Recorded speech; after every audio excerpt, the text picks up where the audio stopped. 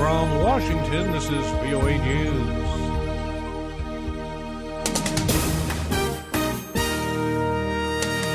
I'm Ray Kouguell reporting. U.S. Secretary of State John Kerry is accusing pro-Russian separatists in eastern Ukraine of violating an earlier truce deal with a blatant land grab and new fighting near the Russian border. Secretary Kerry spoke Wednesday in Washington, calling the new fighting an alarming situation, adding that rebels have violated a deal they signed in September by extending their control of disputed territory more than 1,000 square kilometers.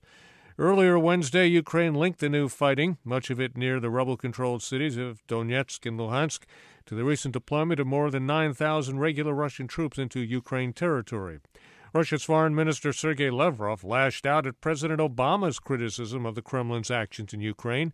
VOA's Daniel Schearf reports. Russia's Foreign Minister Sergey Lavrov said Wednesday that President Obama's comments showed the U.S. has adopted a policy of confrontation and failed to assess its own actions. During his State of the Union address Tuesday, Mr. Obama said U.S. support for Ukraine was a principled stand against Russia's bullying of a smaller state. The U.S. president also noted its allies were united against Russia's aggression, while Moscow faced diplomatic isolation and a tattered economy.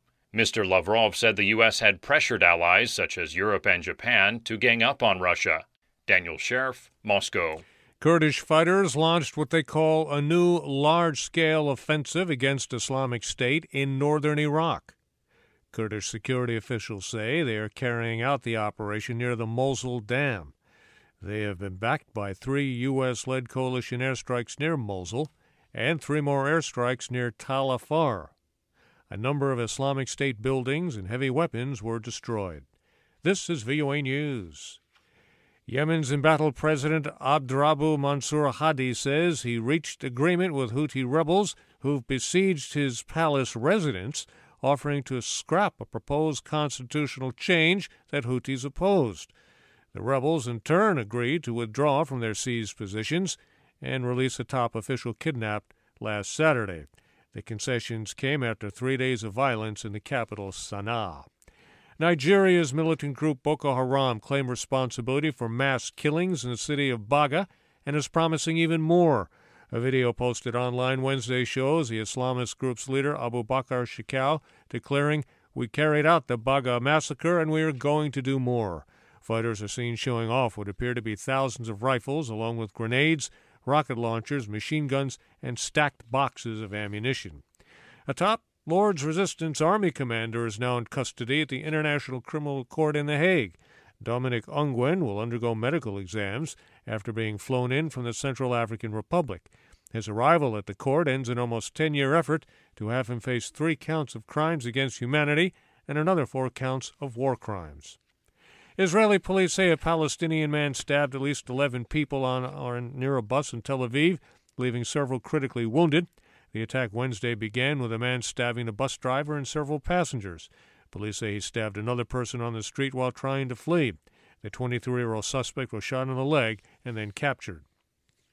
The Republican Speaker of the U.S. House of Representatives, John Boehner, invited Israel's Prime Minister Benjamin Netanyahu to address a joint meeting of Congress next month on the threat posed by Iran and radical Islam.